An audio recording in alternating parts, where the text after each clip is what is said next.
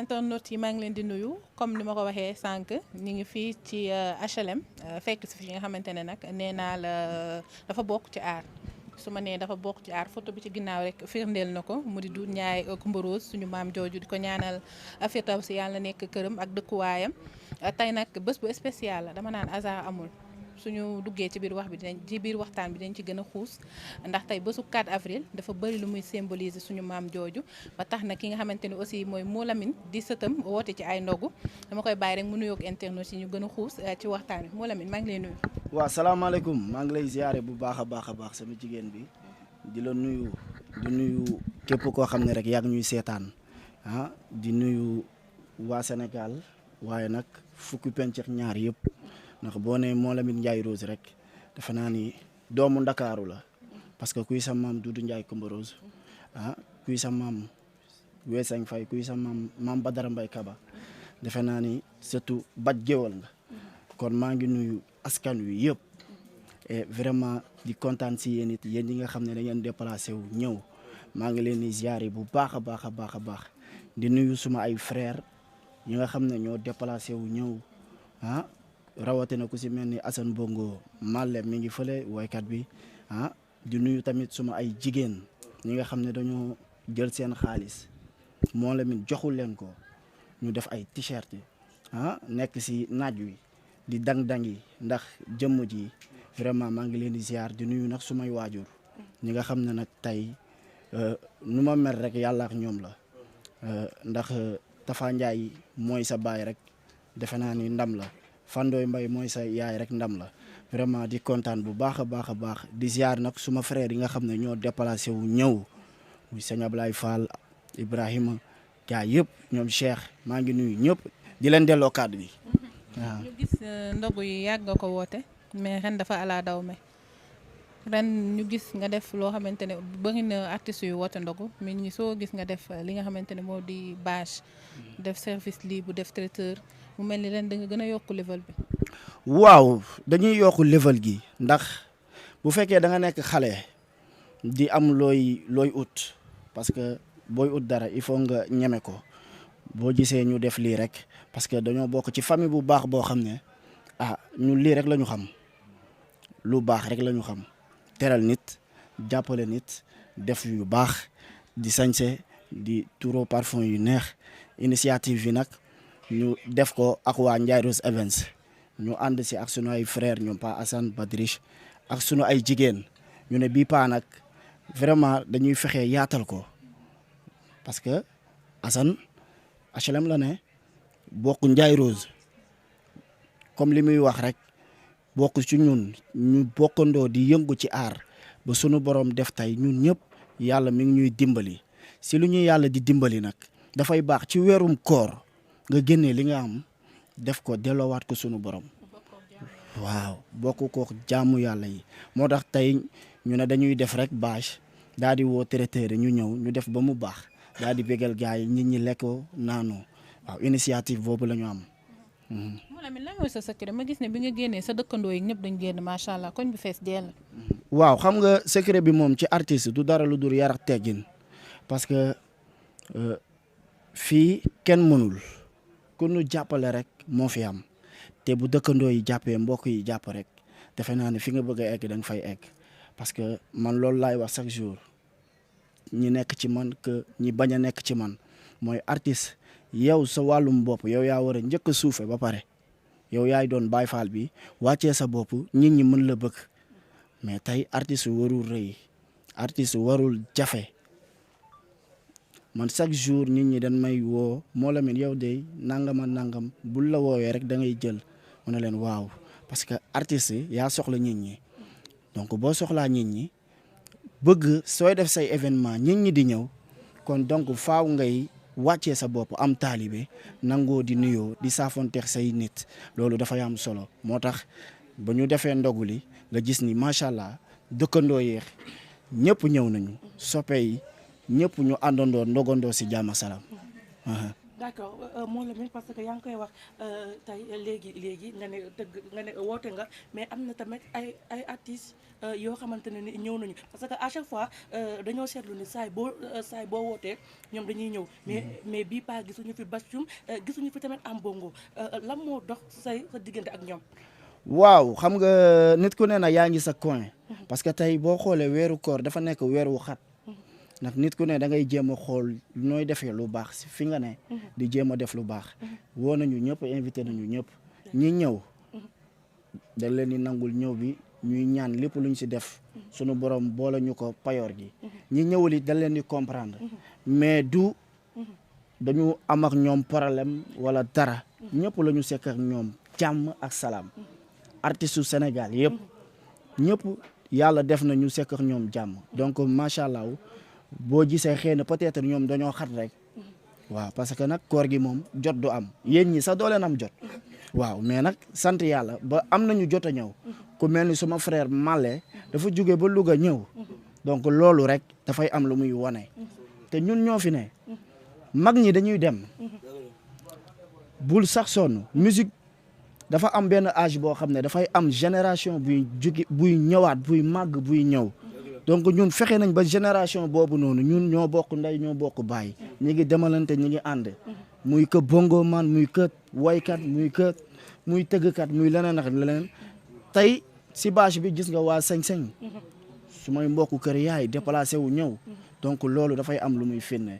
mooy sa question bi nga wax sant yàlla waaw. ngay artiste gis def nga ay single macha allah loo génne rek it lay doon tey jii kan lañu mën a xaar album. waaw ñi ngi si projet album bi nag bu baax a baax a baax a baax a baax parce que moom laay wax Mamadou Lamine waratul génnee loo xam ne day am sikk sàkka parce que nag dafa am fu ñu bëgg egg dafa am loo foo xam ne sa Mamadou Ndiaye da ko liggéey te ñun dañu war a egg foofu dañu nekk ay xale mais dañu bëgg di tëgg si Bercy yi di tëgg si date yu baax yi te loolu dafa am lu koy liggéey muy liggéey bu ànd ak patt ak organisé chaque jour moom laay wax damay jël si Youssou Ndour ak suma maam Alaaji Doudou Ndiaye Coumba Rose Youssou boo na ko man la sëtu Doudou Ndiaye Coumba Rose mu ne la waaye nag baa yaa ngi liggéey boo gisee projet album bi tey bu ma neexoon man Mamadou Lamine suba ma génnee ko mais dama ne liggéey dafa am yoon dama bëgg lépp lu may génnee yow mi nga xam ne yow yaa may poser question boo ko dégloo sax na moo Lamine de liggéey na loolu dafa am lu muy àndal li muy àndal nag mooy staff bu baax ànd ak communication bu baax ànd ak équipe bu baax boo xam ne tey ànd ak ñi nga xam ne mbooloo moo xam ne tey fu ñu dem dinañu présentable dinañu xam ne moo Lamine day vraiment liggéey bi du si ay way kase parce que ku yaakaar ne musique si wayum kase la yaa ngi nax sa bopp musique li mu àndal dafa bari waaw boo gisee nag ñu gëj ma gis sax fan yi mooy tëju rek di liggéey boo la gisee suma saal dama am sax sama mini studio boo xam ne parfois ma nelaw ba si yàgg am lu ma xalaat sax ma dugg daal di koy enregistrer teg parce que nag gars yi bëgguñu leen may dara nag oui. est-ce que tekk bu bëri bi jiit na artiste ndax gis nañ ne léegi musique sénégalaise dafa bëri ku jug rek dugg est-ce que tey jii en tant que jeune nga war di prouver di génne ay single ak fi musique bi toll ak level bi fi mu toll est-ce que boo rënkee tuuti waroo mën a génn aussi. mais pour dire vrai musique bi yaa que des comédiens. musicien amatul. non dama ne. fii Sénégal dañu comédie trop. musique bi dañu comédie trop. ci ban anam moo la waaw xam nga ci ban anam da ngay gis koo xam ne dafay def benn affaire rek dugg TikTok rek def ko gars yi TikTok ko tu es musicien tu es artiste star nga léegi nañu waxante dëgg mais pour lan yow tëggoo Sorano defoo événement jaaroo si concert bi nga xam ne dafa metti nga war a dang yi ñu xam ne kii de mi ngi jug mi ngi daanu nangam mais da ngay gis artiste boo xam ne da ngay kii benn affaire rek dugg TikTok gars yi TikTok ko nga ne noo artiste la léegi vedette la te musique bi tollatul foofu boo gisee ñu rënku nag mooy li ngay wax naan tekk bu bari si il faut que ñu def tekk pour xam yoon bi nga xam ne moom la ñuy jël parce que sinon di nga musique te doo ci am xaalis am na ñu nekk Sénégal yuy musique te am nañu xaalis te soxlawuñu siiw buzz 3 mois moo Lamine Ndiaye Rose bëgg ko parce que sa maam def na tournée pendant 20 ans dem na États-Unis dem Japon dem Australie dem Brésil li ko may nag mooy liggéey bu am yoon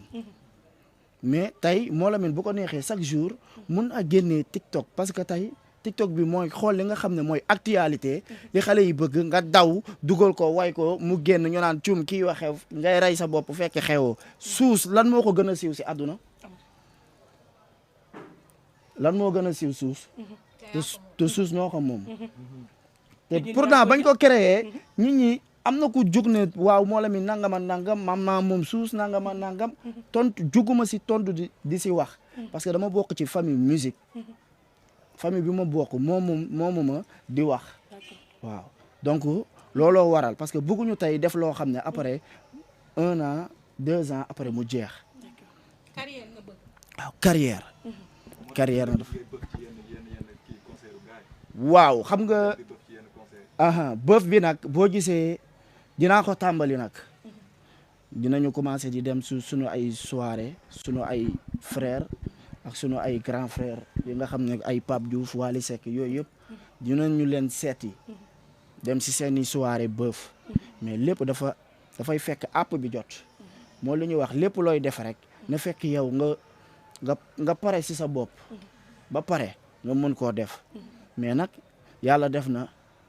tarbiyu nañu dugg nañ ci musique commencement bi nit ñi dañ doon poser question naan mais booy bi def ñu yàpp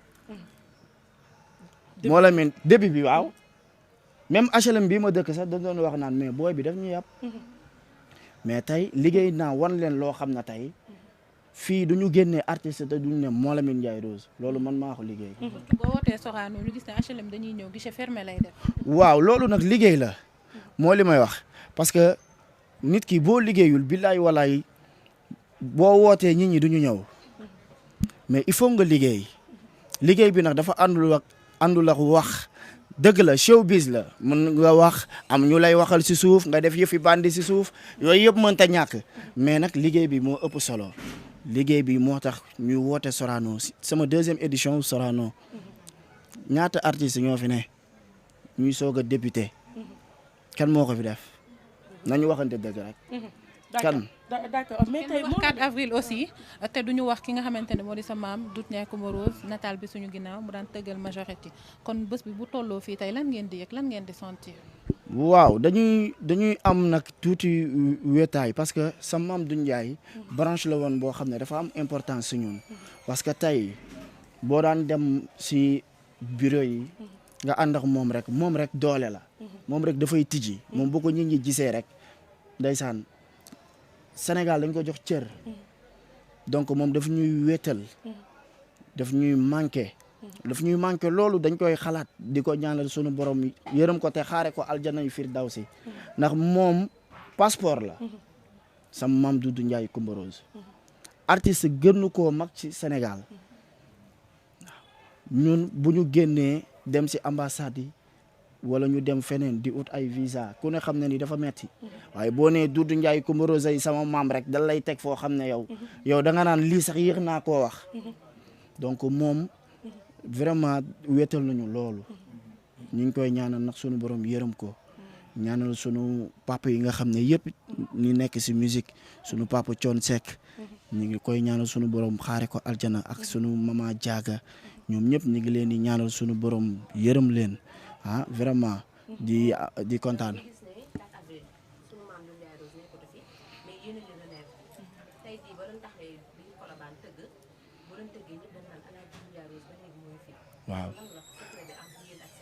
waaw loolu nag moom moo ko def si ñun parce que mooy li ñuy wax rek ñu dañoo am chance su tarbiyu Doudou Ndiaye Coumba Rose parce que li ñu nekk ay sët yëpp jot nañu ànd ak moom si ay tournée donc xam nañ ni muy tegee xam nañ li mu bëgg yan façon rythme la bëgg ci majorette donc yooyu noonu ñun duñ ko mënoo fexe ba ñu teggi loolu duñ ko changé mënoon nañu tëgg li nga xam ne moo xew bees ñu tëgg ko fecc yi bees yi ñu tëgg ko si majorette mais duñ ko def boo gisee majorette yeneen temps la yeneen façon fecc la dañuy indi leneen donc loolu moom moo ko def si ñun moo tax bu ñu commencé di tëgg rek da ngay gis même président danaan jàkk toog duñu suivre duñu xool parce que dañuy indi leneen indiwuñu loo xam ne tëggum mbedd la wala tëggum soirée yi wala nangam dañuy indi loo xam ne buñ ko tëggee vraiment nit ñi dinañ xam ne lii art vrai la art vrai la donc moom moo waral aha aha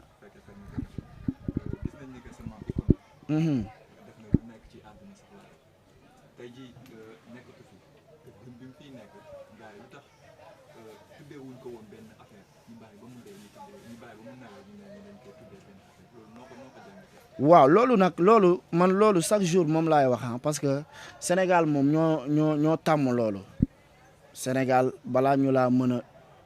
a sargal comme ni ñu koy waxee di la rendre hommage foog ñu bàyyi ba nga dee ba pare ñu soog la rendre hommage ñu bàyyi ba nga wàññeeku ñu ne dañ lay rendre hommage te nit ki dafa neex nga liggéey ñafe pour sa dëkk ñu sargal la bi ngay dund loolu dafa am solo mais léegi réew mi moo toll foo xam ne tey moo tax mu waxoon wax jooju ne ku may sargal ma ba may dund boo gisee mu waxoo kaasul ndax am na ñoo xam ne ñu bari ñu ngi koy bëgg a rendre hommage di tiit ndax wax ji mu wax man Mont Lamine Ndiaye Rose di sët dama leen bëgg a wax ne kaasul wax dégg-dégg la laaj li mu wax maanaam mooy bu sañoon moom ba muy dund lañ koy sargal mu dund ko ay njabootam mu neex ci moom mais ba mu wàññee ko lañ ko sargal rendre ko hommage tuddee ko Grand Théâtre te ba léegi Grand Théâtre kenn inauguré wu ko. gis nañ fi moo ngeen defoon conférence de presse. wax ak autorité yi ak président bi fi jóge woon ni nag fi nekkoon te jóge fii. ba léegi am na suivi wala amul suivi. non ba léegi amul suivi mooy li ñuy wax parce que inauguration Doudou Ndiaye Coumba Rose Grand Théâtre tubaab yi war a jóge fu ne américains yi war a ñëw brésiliens yi war a ñëw ñu def inauguration bu am solo ba léegi loolu mënul am. waaw mais loolu dox rek lañ ci mën wax lañ ci mën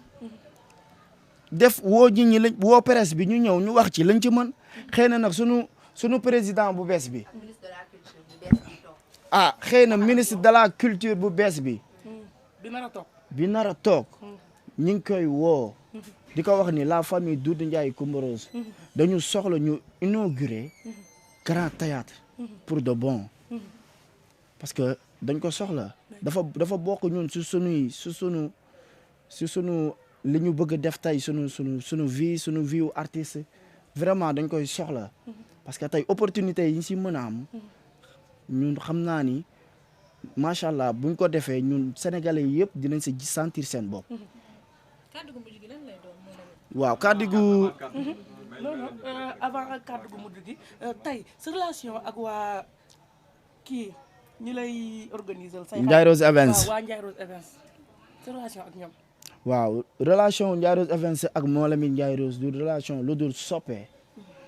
parce que tey macha allah nga nekk xale nekk ci aar. nit ñi bëgg la yombul mais mbirum jigéen mbirum góor dafay bari ay coow lool man xam naa ci dara mais yombul macha allah saay bu ma wootee dinañu sañse ñëw jàpp si relation bu yàgg la depuis sabar la ba tey ma dugg si musique donc loolu vraiment damay wax ni awma seen fay dama leen di ñaanal sunu borom fayal ma leen donc ñuy ànd ñu may gunge ñuy ànd ba ma naan leen ñoom ñëpp ku si ne bii màkk ñi nii jox leen seeni waajur loolu laay ñaan tey yàlla mën na ko yal na ma ko yàlla defal bu loolu weesoo nag dafa am koo xam ne mooy Sadio laay bi nga xam ne lépp lu fi baax rek lekk yeex sale yeex lépp moom la moo nekk ci waañ bi kooku nag du suma mag suma yaay la kooku aw ma fayam yàlla mi am fay na ma ko yàlla fayal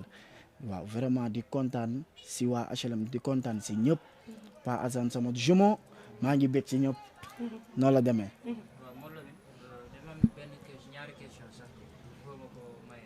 amul problème.